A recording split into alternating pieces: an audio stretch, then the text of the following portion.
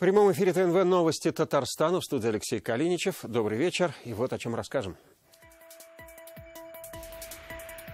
В ответе не только за себя, но и пассажиров.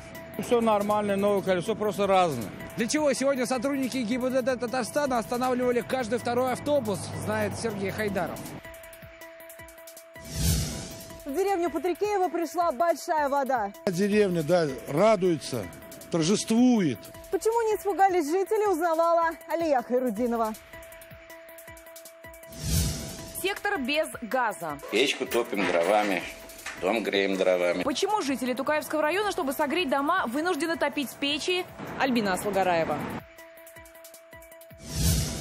Один из лучших романов русской литературы 20 века. Зрителей ждет очень серьезная работа, потому что это художественный спектакль о нашем времени. Как проходит подготовка к первому спектаклю по роману Василия Гроссмана, увидела Алина Мусина.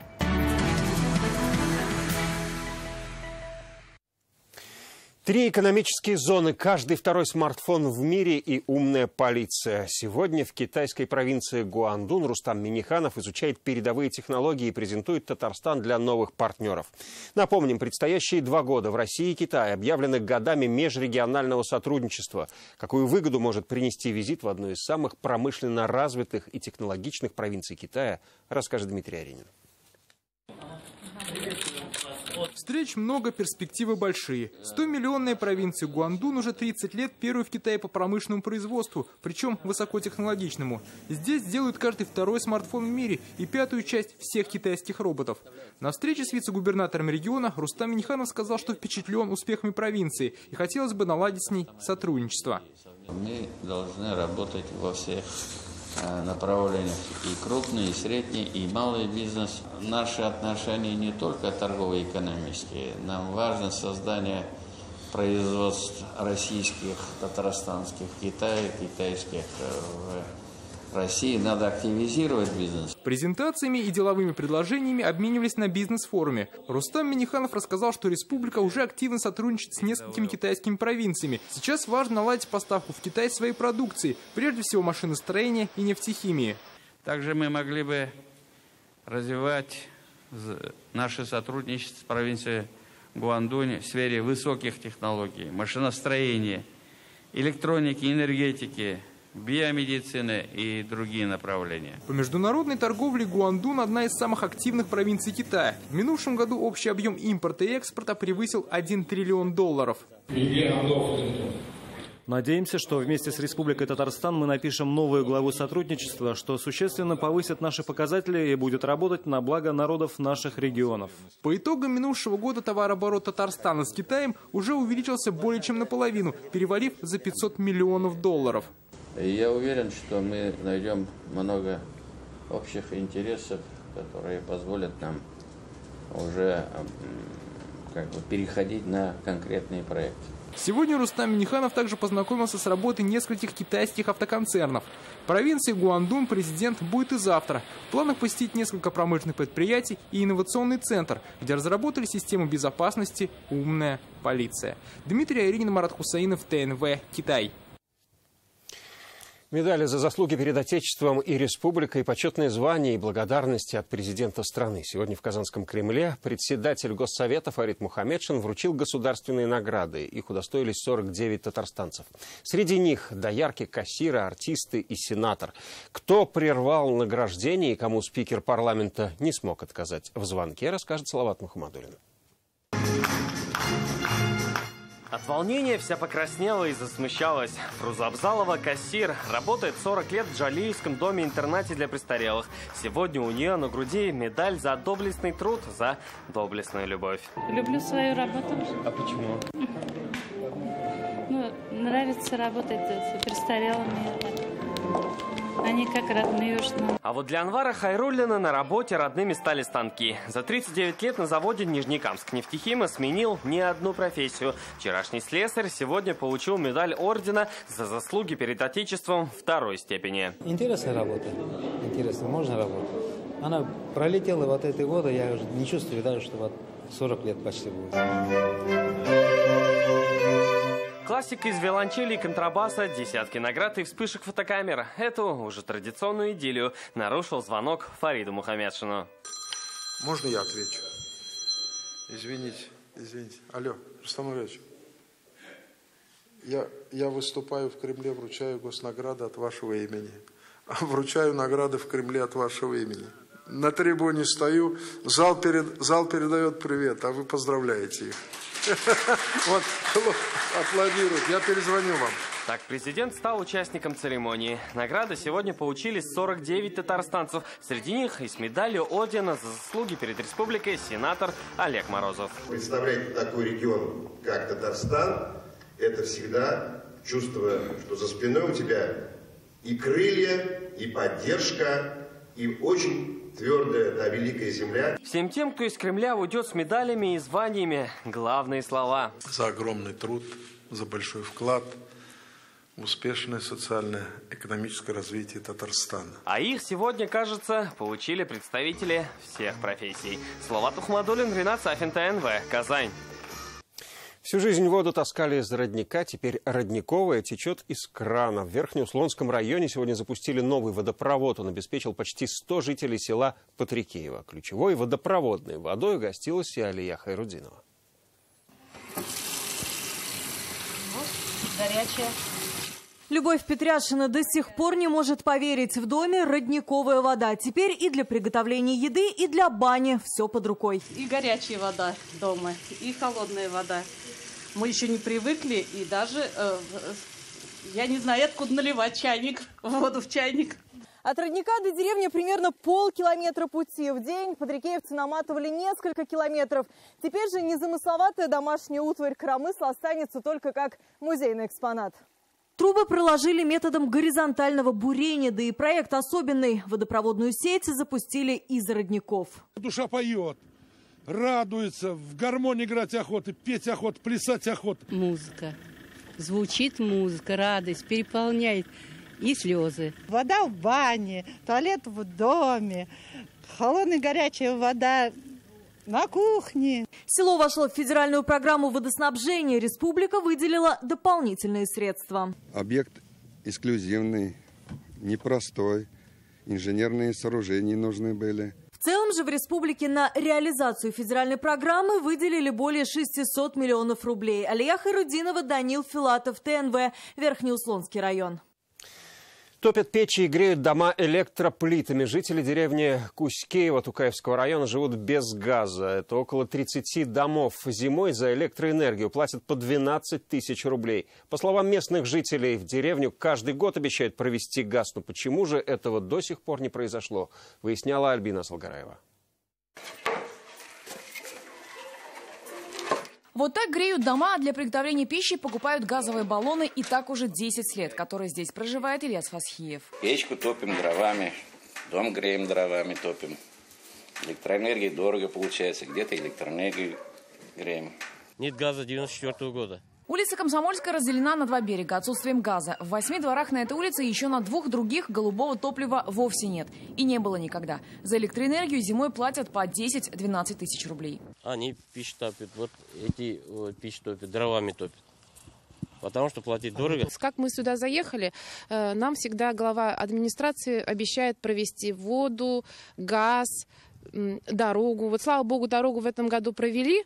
Вот сколько лет, уже 10 лет прошло. Новый этап строительства в этой деревне начался в 90-х годах. Дома возвели, а вот новые газопроводы не тянули. При том, что в сельском поселении о проблеме знают. Говорят, на новый проект нужно 2 миллиона 150 тысяч рублей. Проект на сегодняшний день имеется, согласованы, все экспертизы прошли. Но с отсутствием финансов на сегодняшний день не можем газифицировать село Кузькеево. С годами меняются и требования к оформлению проекта. Таттрансгаз Казань теперь просит перемежевать участки, утверждают в исполкоме. А это дополнительно 450 тысяч рублей. Таков новый закон. И в связи с изменениями подключения газификации для этих целей бюджета на 2018 год денежных финансов заложено не было и не предусмотрено. Мы сейчас включаемся по программам Таттрансгаза. Через них будем включаться по их софинансированию, по финансовым средствам «Газпрома». За комментариями мы обратились в Таттрансгаз Казань, где нам письменно подтвердили, Тукаевский район к ним обращался. По запросу исполкома Тукаевского района выданы технические условия на подключение объектов к сети газораспределения для газоснабжения 30 домов. Проект газоснабжения «Челныгаз» на согласование не предоставлялся. Получается, что сейчас исполком должен взыскать 450 тысяч рублей, разработать проект и предоставить его в Таттрансгаз Казань. Без этого жители 30 домов так и будут топить печки дровами. Альбина Аслугараева, Ильшат Аюпов, Рамиль Закиев, ТНВ, Тукаевский район. Напоминаю, в нашей редакции есть WhatsApp. Его номер 8 987 420 0101. Сообщения принимаем круглосуточно. Ваши новости, присланные фото и видео могут стать репортажами в наших выпусках. Неисправное рулевое управление, разнокалиберные шины и разбитое лобовое. Сегодня в Казани началась массовая проверка пассажирских автобусов. Только за полдня нарушения в каждой пятой машине. Это значит, пассажиры в опасности. Почему водители и владельцы АТП так халатны к перевозкам, спросили и инспекторы, и Сергей Хайдаров. Сегодня на шоссе одновременно работают 5 экипажей. К такой масштабной проверке были явно не все готовы. Наша съемочная группа находится здесь всего 10 минут и сразу зафиксировано первое нарушение. Сотрудники ГИБДД выяснили, что у этого пазика нарушена система рулевого управления. Сейчас его водитель находится в патрульной машине для составления протокола, ну а автобус отправится на штрафстоянку. Водитель не рад и нам, хотя в момент остановки был в автобусе один. В ходе разговора выяснилось, ехал за пассажирами. Что на пазике возят людей? Давно едете в автобусе? Первый день сегодня на вахту приехал. А этот автобус привез в Казань туристов из Азербайджана. Они преодолели больше 2000 километров и даже не подозревали, что рисковали. Оказалось, шины на колесах от разных фирм. Машина в таких случаях может повести себя непредсказуемо. Все нормально, новое колесо просто разное. И все. Остальные все документы, все в порядке. Разные колеса, нет огнетушителей или авто не соответствует требованиям безопасности. Нарушений много и все разные. Элементарная трещина на лобовом стекле. При определенном преломлении света она может водителю обзор, допустим, блики даст, он ослепнет. Только в этом году случилось 109 ДТП с участием автобусов и 1 наезд на пешеходов. В прошлом году эта цифра была ниже почти на 20%. Сами пассажиры к такой массовой проверке отнеслись с пониманием. Безопасности людей. Мы не знаем, кто едет в автобусе. Ну, мы не часто ездим, конечно, но нас все устраивает, все хорошо. Что автобусы ходят часто, это очень хорошо. Я в больницу каждый день почти езжу по утрам. И проверять автобусы надо. За этот выезд автоинспекторы остановили почти 100 автобусов и выявили 22 нарушения. Все ограничились штрафами. Одну машину забрали на штрафстоянку. Сергей Хайдаров, Данил Филатов, ТНВ, Казань. Заправлять дешевле значит нарушать закон. Глава Роснефти Игорь Сечин в интервью «Коммерсант ФМ» объяснил, почему в регионах дорожает бензин, кто за этим, по его мнению, стоит и почему контролирующие органы ничего сделать не могут.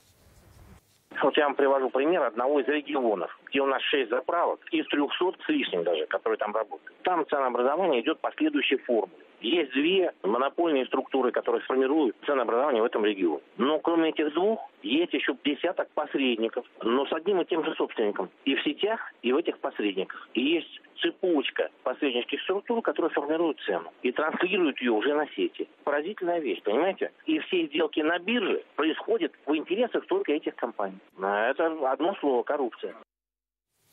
И сегодня вице-премьер Дмитрий Козак дал поручение оперативно проверить сообщения СМИ о дефиците топлива на независимых автозаправках в регионах страны, сообщает Интерфакс. Грозит ли Татарстану такой дефицит? Об этом мы расскажем завтра. 252 муниципальных чиновника Татарстана в этом году были наказаны за коррупцию. Это больше, чем годом ранее. Об этом сегодня журналистам рассказали представители антикоррупционного управления президента. По итогам проверок выявили более 300 нарушений. В основном это конфликт интересов, неверные сведения о доходах, в сельских районах злоупотребление землей. К сожалению, каждый выезд у нас выявляет определенные, так сказать, нарушения. И, в частности, например, в Новошминском муниципальном районе были выявлены факты неуказания счетов у некоторых лиц, замещающих муниципальные должности, в частности, у депутатов. Другой депутат у нас в Елабужском муниципальном районе, член его семьи, купил автомобиль. Соответственно, в сведениях о доходах нужно, это требование законодательства, указать этот автомобиль. А он не указал его. Результаты проверки, они известны, направлены на места. Там ставится сейчас вопрос об, так сказать, лишении данных депутатов, депутатских полномочий. Никаких иллюзий нет. Это спрут. Вот если в целом говорить, это же не сегодня родилось. Это система, которая, к сожалению, имеет место быть во всех сферах. И мы боремся с этим. В Татарстане в рамках нацпроекта здравоохранения планируют открыть 9 новых онкоцентров, а также закупить высокотехнологичное медицинское оборудование для снижения смертности от онкозаболевания. Об этом сообщили сегодня в Казанском Кремле. Напомним, вопрос роста заболеваемости и смертности от онкологии обсуждали накануне на совещании, которое провел новый полпред в ПФО Игорь Комаров. Безусловно, наличие хорошего оборудования и целых программ по выявляемости, оно, собственно, рост выявляемости онкологических заболеваний в цифрах показывает выше. Тем не менее, у министерства стоит задача, и вчера во время совещания, уже в той части, где выступали министры, Рустам Нургалиевич на этот вопрос, на который обратил внимание господин Комаров, дал поручение Минздраву проработать этот вопрос и довести его до конца и представить те предложения, которые они видят в решении этого вопроса.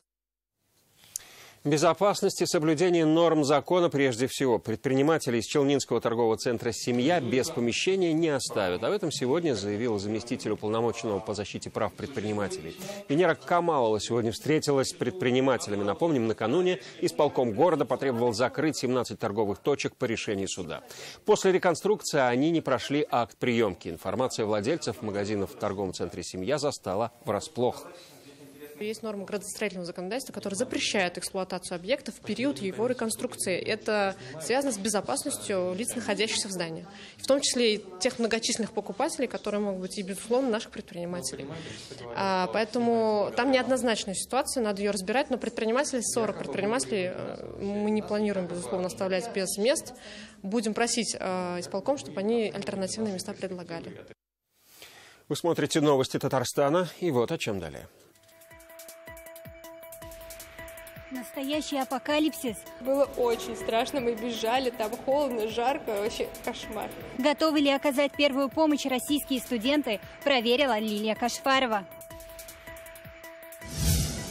Один из лучших романов русской литературы 20 века. Зрителей ждет очень серьезная работа, потому что это художественный спектакль о нашем времени. Как проходит подготовка к первому спектаклю по роману Василия Гроссмана, увидела Алина Мусина. Габдулла Тукай вышел в лидеры голосования проекта «Великие имена России». Его именем может быть назван аэропорт Казани. На втором месте Андрей Туполев, на третьем Муса Джалиль. Накануне свою точку зрения на своей странице в Инстаграм выразил президент Татарстана. Он написал: «Тукай и Лимаев, как сегодня отметили в Кремле, это личная точка зрения Рустама Минниханова». Активное голосование идет. В общем, президент показал свою сопричастность к этому процессу, что он тоже принял в этом участие. Космонавт из Татарстана, уроженец Бугульмы Сергей Рыжиков получил звание Героя России и летчика-космонавта Российской Федерации. Указ подписал президент Владимир Путин. В 2016 году космонавт Роскосмоса принял участие в длительной экспедиции. Вместе с 3 членами экипажа Сергей Рыжиков провел в космосе почти полгода. Сделать огранку драгоценного камня или украсить дачный участок. Конкурсанты регионального этапа WorldSkills продолжают соревнования в профессионализме. Сегодня второй день.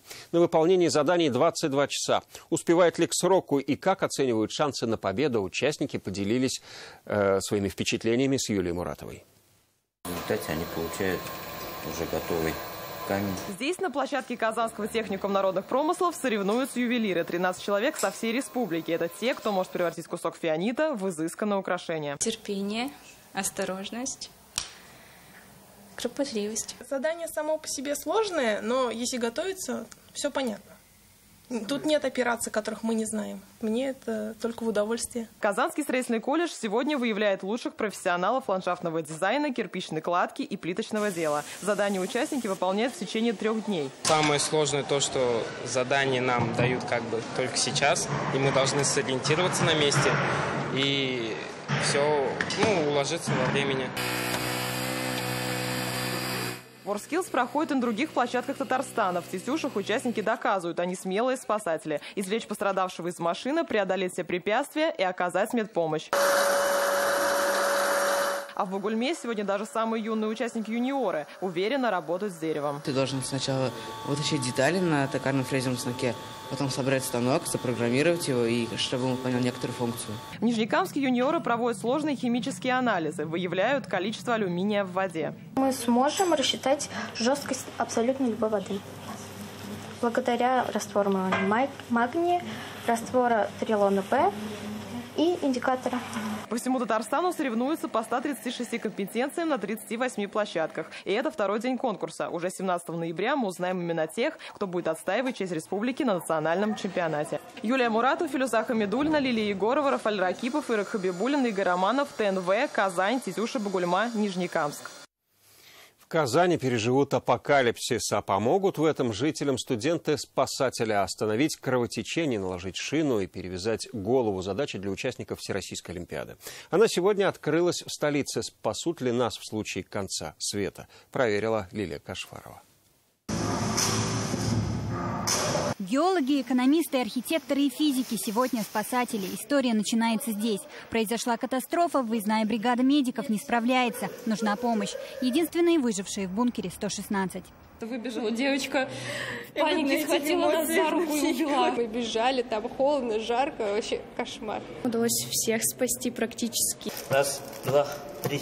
Всех спасти съехали студенты со всей России. 18 команд, но не все из них медики. Лия Васильева и Виктор Алексеев – геолог и пожарный из Якутии. Сибирские гости не ожидали, что медицинский квест окажется таким серьезным. Было заражение? Да, много было, да. Кровотечение, там паника у женщины было, поэтому как настоящий, как в реале. Волновались не только участники, но и организаторы, они же актеры и студенты-медики КФУ. Сами все придумывали, вот эта Олимпиада по их сценарию. Думаем, что они нас в беде никогда не оставят. По сценарию всего 5 этапов: сердечно-легочная реанимация, остановка кровотечения, перевязка, наложение шин и психологическая помощь. Алло, скорая, срочный вызов. Бункер 116. Мальчик, приблизительно 6 лет. Артериальное кровотечение. Судьба 5 разных жизней зависит от действия участников. Количество времени не ограничено, но каждая секунда может стать решающей. Всероссийская Олимпиада по оказанию первой помощи продлится еще 2 дня. Впереди полевая кухня, лекции от МЧС и спасение манекенов.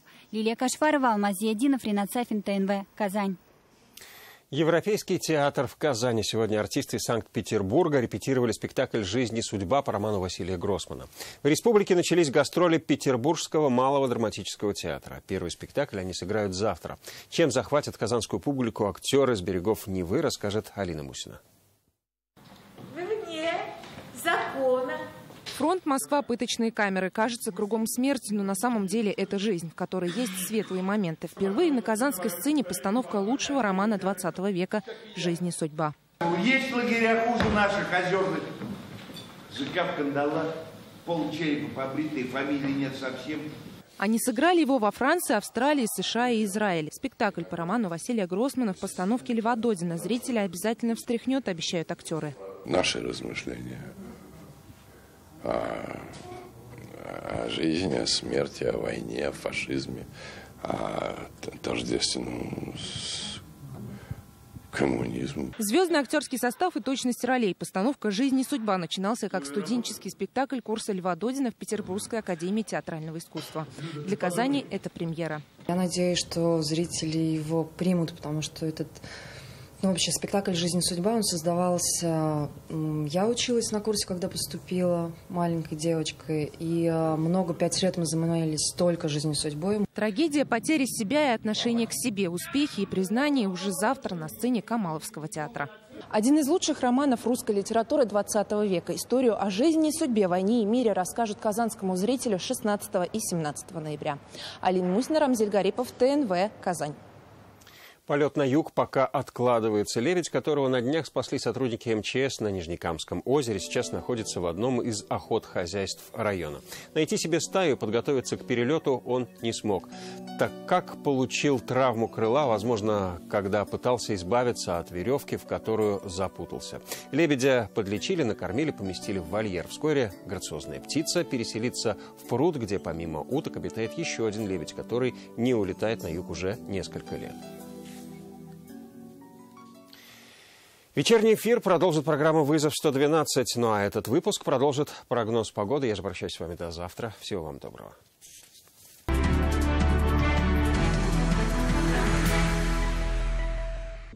За новым рекордом сразу 5 футболистов Рубина сейчас находятся в расположении сборной России. К товарищескому матчу с Германией и встрече Лиги наций УЕФА со Швецией готовятся Могилевец, Камболов, Полос, Кудряшов и Сорокин. Такого многочисленного состава в рядах национальной дружины из Казани не было давно. Впервые в ряды сборной был призван и натурализованный бразилец Ари. Футболисты знакомы с ним по играм за «Спартак», «Локомотив» и «Краснодар».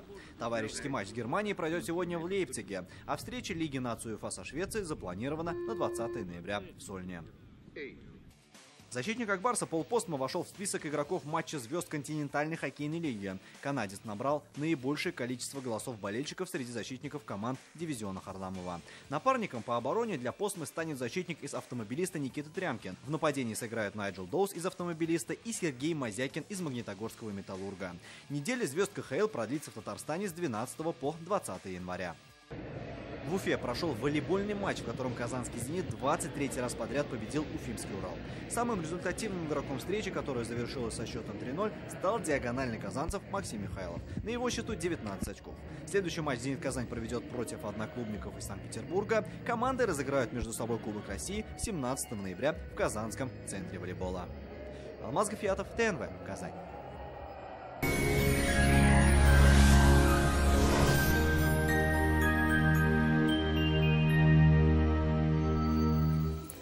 Здравствуйте! Ноябрь подарит нам еще один солнечный день. Более подробно после небольшой информации. Хотите качественную и недорогую кухню по вашим размерам?